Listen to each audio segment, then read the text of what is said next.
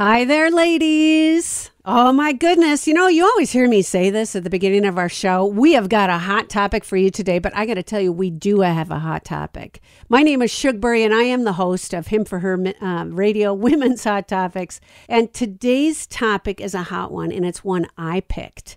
Do you guys know that you can send in your ideas to himforher.org, HIM4her.org, and we'll find professionals to come on, and experts, not myself, to come on and be our guest as we share on these topics. Well, this is close to my heart, and today's topic is called Convicted for Murder Without Committing the Crime. Yeah, that sounds kind of odd, doesn't it? Shug, why did you even bring that up? Here's what the topic name is. I'm going to say it again. Convicted for murder without committing the crime. Now, why are we talking about that? You guys know I have been in prison ministry for over 20 years. My heart beats for the people that I meet inside of prison. I want to allow them to have an opportunity to rise up and be the people God created them to be. Everybody deserves a second chance, but you know what? Don't get me wrong. I'm all about, hey, you do the crime, you got to do the time. I mean, I'm all over that. But when there's an injustice, when something is wrong, when something needs to be changed, God has given me a voice on radio across the nation and international in Africa. Hello to our Africa friends. And I just think it's really important that we talk about this. So let me give you a little background as to where we're going with this.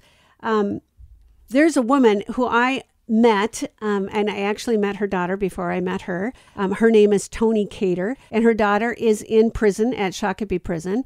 And I had met her there, but then when I was in one of the prayer meetings, Toni came to speak, and she shared about this issue of what's going on, which you're going to find out about. Now, hang on, don't switch the channel. This actually impacts every single person in America. And I want you to listen so you understand why, and listen to the end. If you're a mother, if you're a sister, if you're a wife, even if you're a brother or a son, doesn't matter who you are, this is going to impact your life. And I think it needs to be brought to the surface. Let me tell you a little bit about our two guests. Toni is a mom. She's a Christian. She's a realtor. She's a wife, and now a criminal justice reform advocate, and is the co-founder of the Felony Murder Law Reform. Her mission to come on this show is to provide education around the area of the law, as most people have no idea what is going on and what is happening, and to get them to engage with us, with their organization, by signing a petition or the website that we're going to be talking about in a little bit. Now, I don't want to jump to that right away, but ladies, I really want you to listen in, as this is just going to blow your mind. Toni, thank you so much for being with us. Thank you for having us. I've got Professor Mark Osler with us as well. Professor, thank you for coming on. My pleasure. And let me tell you about Mark. I'm pretty impressed with this guy. And he works, he actually is a former prosecutor. Professor Mark Osler's work advocates for sentencing and clemency policies rooted in the principles of human dignity. Basically, ladies, he's trying to get the love thing right through the law. And isn't that what we're always talking about as well?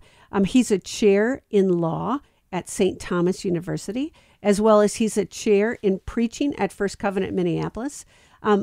Professor Osler's writing on clemency, sentencing, and narcotics policies have appeared in the New York Times, the Washington Post, the Atlantic, and the law journals at Harvard, Stanford, and the University of Chicago, Northwestern, Georgetown, Ohio State, UNC, William and Mary, and Rutgers. Oh my gosh, the list goes on and on.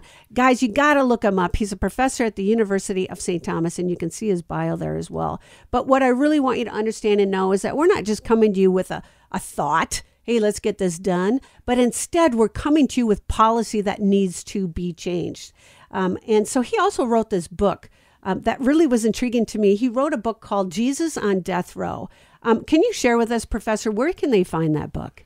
You can find it out there on Amazon and online. Yeah, I think it's really fascinating. And he said it's critiqued the American death penalty through the lens of Jesus' trial. His second book, Prosecuting Jesus, is a memoir of performing the trial of Jesus in 11 states. And I just think that is such a fascinating topic. But today we're turning our eyes to convicted for murder without committing the crime. Oh my gosh, how can this be?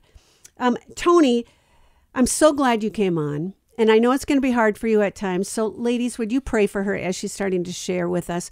But would you tell us a little bit about your daughter, about your situation? Are you married? Do you have kids? Tell us a little bit about yourself. So I'm Toni Cater, and born and raised in a suburb of Minneapolis. Married. I've been married 26 years this year. We've been together 30. Congratulations. We have 2 kids, currently 25 and 22. My oldest is a boy, and my youngest is Megan. And so I'm a realtor. I run my own business. And what's the name of the real estate? We should talk about Well, I'm Toni Cater. It's just me. I have a team of admin that help me, but I'm just Toni Cater. I'm at Keller Williams Preferred Realty in Burnsville. Great. Okay. And got to give them a shout out when we can. Yeah. Amazing company. I spent 20 years with another brokerage, and then I've been with Keller for 5 years. I made the switch, faith-based organization that really just aligned. I didn't know that. Yep, aligned with me. Okay. I say that's in the top 5 things I've chosen in my life, from Jesus, my husband, 2 kids, and Keller. Oh, good thing you got that in the right order. Yeah. So I have a real estate company, and and I have 2 amazing children and a wonderful husband, and we raised our kids in Lakeville, a suburb of Minneapolis. Faith-based family, right? We did all the good stuff. We raised them in the church, and didn't really drink, or we as parents didn't use any substances, occasional glass of wine type thing, and raised them up with a small group from our church where we went on vacations and stuff together. Do you want me to just keep going with my story here? Well, that would be great. So Megan is an amazing young woman. And this is your daughter. This is my daughter, my youngest. Always a caretaker, always kind heart, athlete. Started gymnastics at 3, retired from gymnastics at 16. Has a heart for special needs people. She started volunteering at the age of 8 at our church, caring for special needs kids so the parents could have a respite to go to church and not have to bring their. It was everything. When she stepped aside from gymnastics, she took a job as a PCA, caring for 2 amazing young boys. What's PCA? What is that? A personal care assistant. Okay. So she took a job with a family who had 2 young boys who were both autistic differently, fell in love with them and cared for them for years. She's got a big tender heart. Yep. And it's her thing. It's always been her thing. So going back, so gymnast, athlete, she graduated high school, 14 college credits when she graduated high school. Her junior year, the year she quit gymnastics, we saw a sudden uptick in substance use, right? And we thought experimentation, right? We had done it, drinking, partying. She had time for a social life for the first time in her life because so much had been committed to gymnastics that we kept that conversation open. What we didn't know was partway through her junior year, she was raped. Oh, I'm sorry. And I will try not to cry. But we saw this sudden shift in the substance use, right? And we didn't know what was happening. She never told anyone for years. And she continued. She worked 20, 30 hours a week. She went to college her entire senior year and graduated and moved to Texas and to kind of get a refresh. And then we brought her back. The substance use was really out of control. We were worried. So she moved back home. And in the winter of 2017, early winter, she became really good friends with a young girl named Brianna. And Brianna's story is almost identical to Megan. It's almost freakishly similar. Raped at 17, substance issues, right? The same story. Christian family from our town, right? They went to different high schools, but they became immediate friends and used in their substances together. They were both numbing the same monster. They were carrying that same trauma. So fast forward, and they were hanging out with a young couple, their age. He was their drug dealer and their friend. And Brianna had a brand new prescription of medication that was an anti-seizure, antidepressant medication she had been on for years, and it went missing. and they knew it had been taken out of her purse or was at the apartment, and she asked for it back, and they denied having it, and they decided they should go back and get it. 19-year-old, 20-year-old minds, right? They didn't think a lot about it. This young man, the young man, and I don't want to dehumanize him. I don't want to dehumanize him to a drug dealer, but I also don't want to bring trauma to his family, bringing up names. But his ex-roommate, he had taken some belongings from him too, and he was a friend of Megan's as well from high school. So, social media, they reached out to each other, and there was 4 kids that decided to go together, and they were going to go in the apartment under we're going to buy some drugs from you, and then we're going to take back what you've stolen from us. Long story short, another friend that was going with decided to bring another friend. He decided to bring his 33-year-old uncle. And when the girls met up at the apartment building, they were sent in with the 2 guys they didn't know. And in the stairwell, they told them to hold up, and the girls turned around, and they had rubber gloves on. They had pulled up their hoods. And the guys did. Yep. The 33-year-old pulled a gun.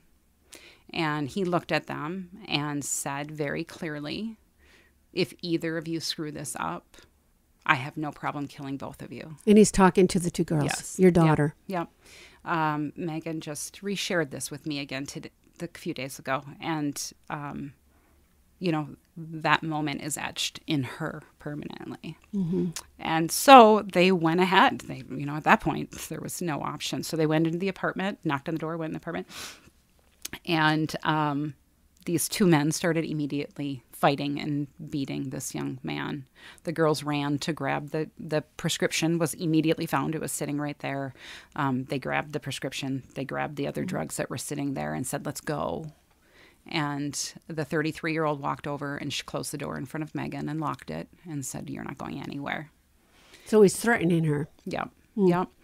And the girls ended up laying on the floor. They were so afraid as they violently beat this young man and eventually shot and killed him.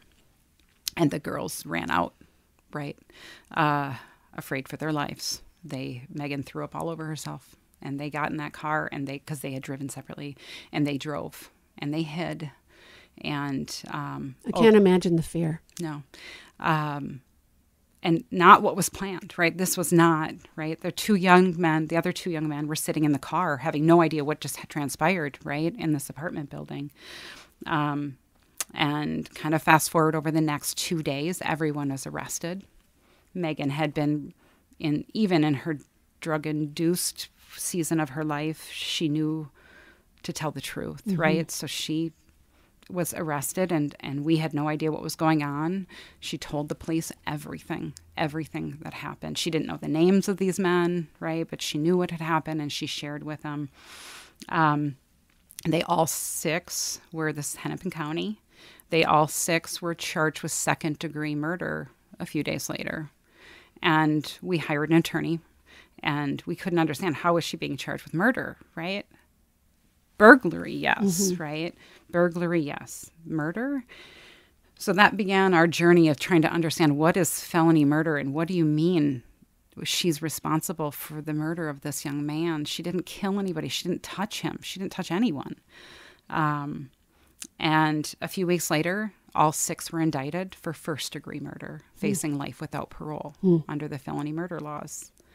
Having a 19-year-old sitting in jail, looking at spending the rest of her life and dying for a crime she didn't commit. She didn't at the wrong intend place, commit, wrong time. Right.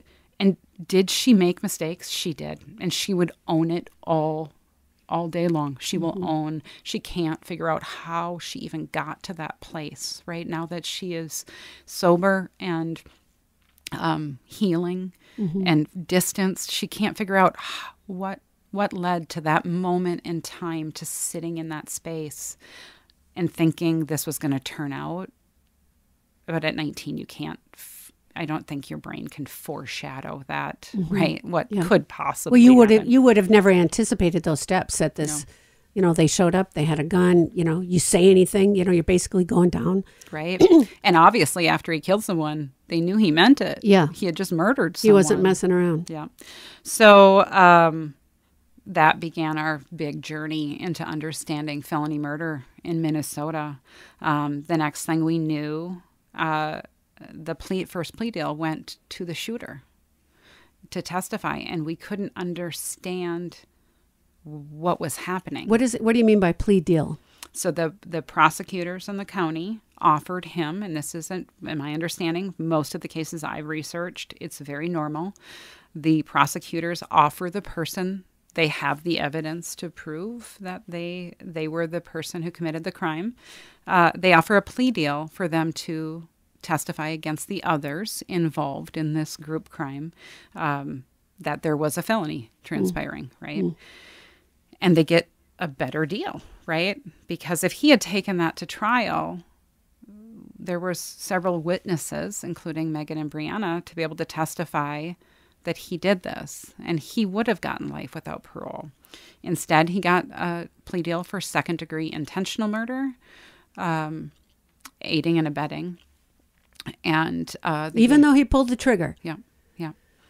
And the girls continued because of the duress, because of the forcing.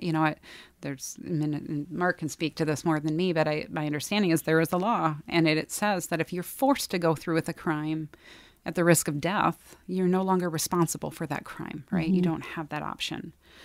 But the way felony murder works in Minnesota and its expansive nature, you are responsible, even if you're not there. Yeah.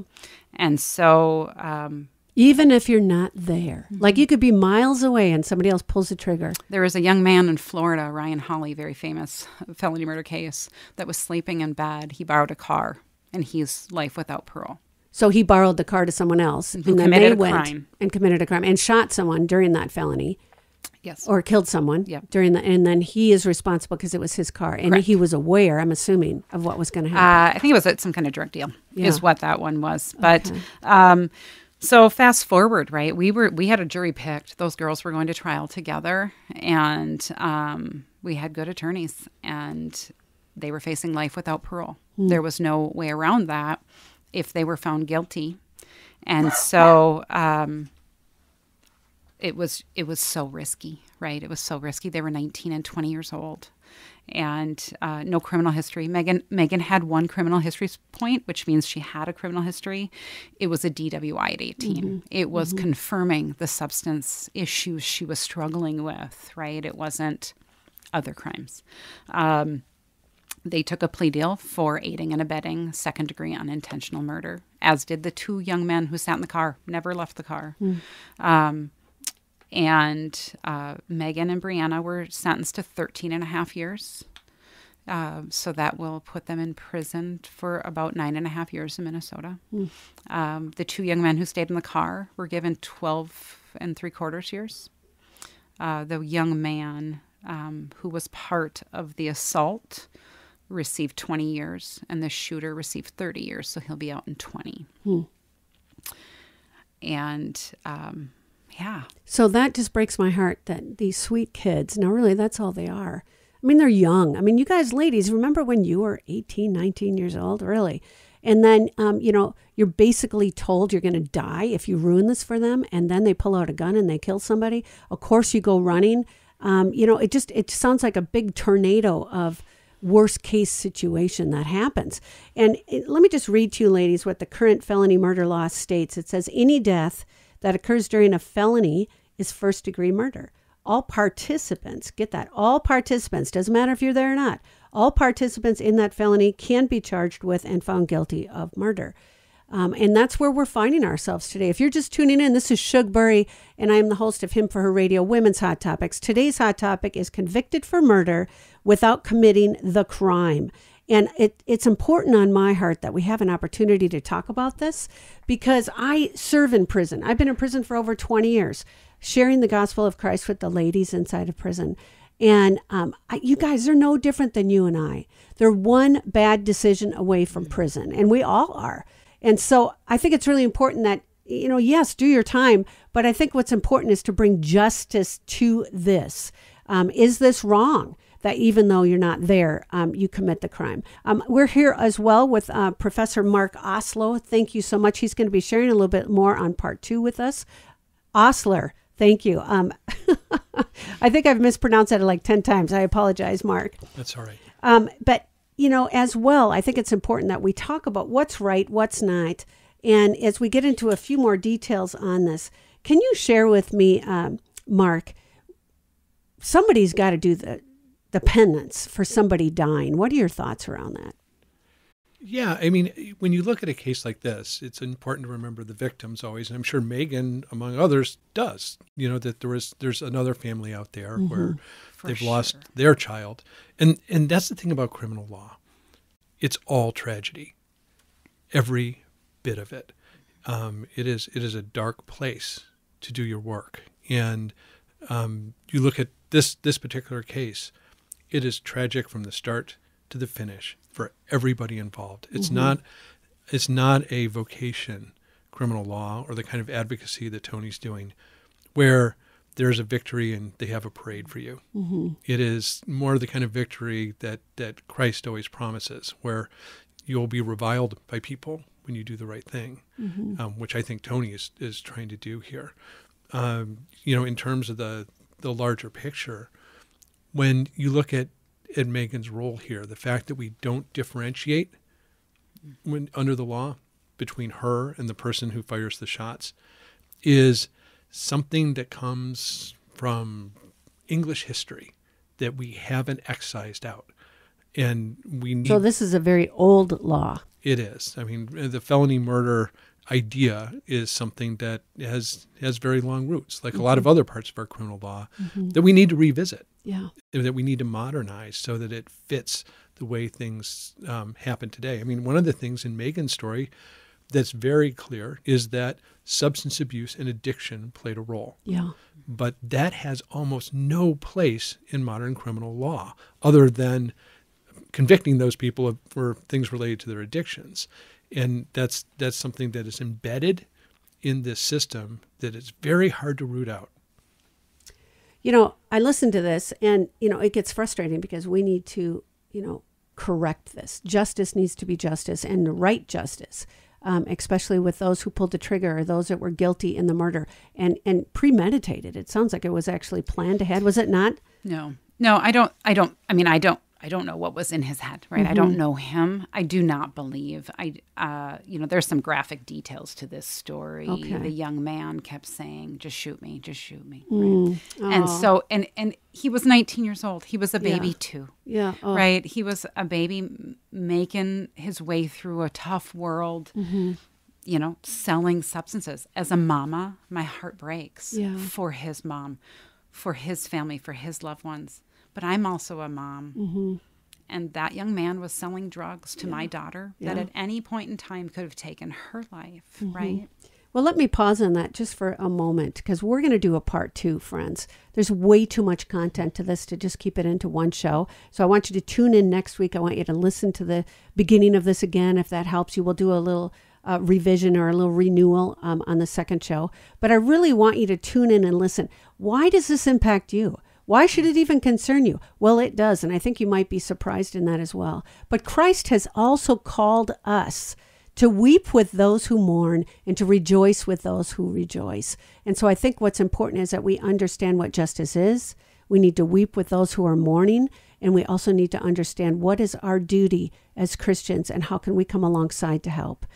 If you don't know Jesus as your Lord and Savior, I would pray that today is the day you say yes to him. That's where my heart beats because that's where the power of the Lord Jesus Christ comes into your life. This is Shug Bury. I love you. Over and out.